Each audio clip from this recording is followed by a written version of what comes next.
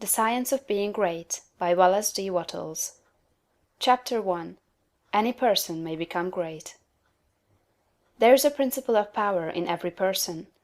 By the intelligent use and direction of this principle, man can develop his own mental faculties. Man has an inherent power by which he may grow in whatsoever direction he pleases, and there does not appear to be any limit to the possibilities of his growth. No man has yet become so great in any faculty but that it is possible for some one else to become greater. The possibility is in the original substance from which man is made.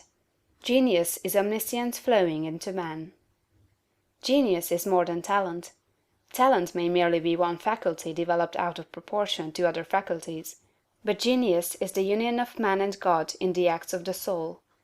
Great men are always greater than their deeds. They are in connection with a reserve of the power that is without limit. We do not know where the boundary of the mental powers of man is. We do not even know that there is a boundary. The power of conscious growth is not given to the lower animals. It is man's alone, and may be developed and increased by him. The lower animals can, to a great extent, be trained and developed by man. But man can train and develop himself. He alone has this power, and he has it to an apparently unlimited extent. The purpose of life for man is growth, just as the purpose of life for trees and plants is growth. Trees and plants grow automatically and along fixed lines. Man can grow as he will. Trees and plants can only develop certain possibilities and characteristics. Man can develop any power, which is or has been shown by any person, anywhere. Nothing that is possible in spirit is impossible in flesh and blood. Nothing that man can think is impossible in action. Nothing that man can imagine is impossible of realization. Man is formed for growth, and he is under the necessity of growing. It is essential to his happiness that he should continuously advance. Life without progress becomes unendurable, and the person who ceases from growth must either become imbecile or insane. The greater and more harmonious and well-rounded his growth, the happier man will be. There is no possibility in any man that is not in every man, but if they proceed naturally, not two men will grow into the same thing or be alike. Every man comes into the world with a predisposition to grow along certain lines, and growth is easier for him along those lines than in any other way. This is a wise provision, for it gives endless variety. It is as if a gardener should throw all his bulbs into one basket. To the superficial observer they would look alike, but growth reveals the tremendous difference. So of men and women, they are like a basket of bulbs. One may be a rose, and add brightness and color to some dark corner of the world. One may be a lily, and teach a lesson of love and purity to every eye that sees. One may be a climbing vine, and hide the rugged outlines of some dark rock.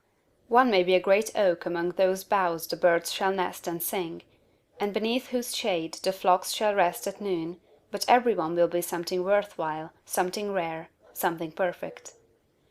There are undreamed of possibilities in the common lives all around us in a large sense. There are no common people.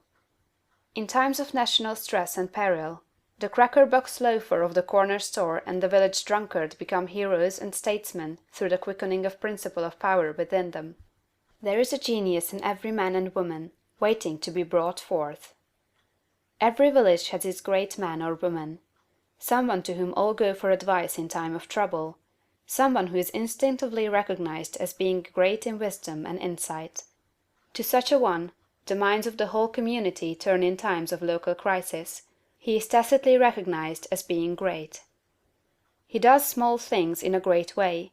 He could do great things as well, if he did but undertake them. So can any man. So can you. The principle of power gives us just what we ask of it. If we only undertake little things, it only gives us power for little things. But if we try to do great things in a great way, it gives us all the power there is. But beware of undertaking great things in a small way. Of that we shall speak farther on. There are two mental attitudes a man may take. One makes him like a football.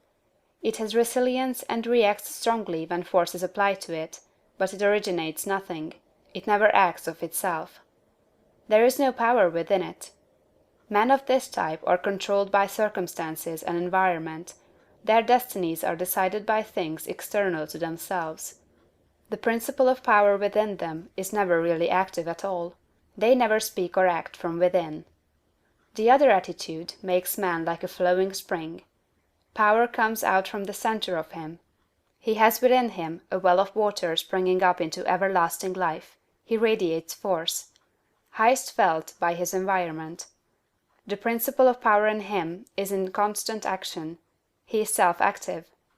He hath life in himself. No greater good can come to any man or woman than to become self-active. All the experiences of life are designed by Providence to force men and women into self-activity, to compel them to cease being creatures of circumstances and master their environment. In his lowest stage, man is the child of chance and circumstance and the slave of fear. His acts are all reactions resulting from the impingement upon him of forces in his environment. He acts only as he is acted upon; he originates nothing. But the lowest savage has within him a principle of power sufficient to master all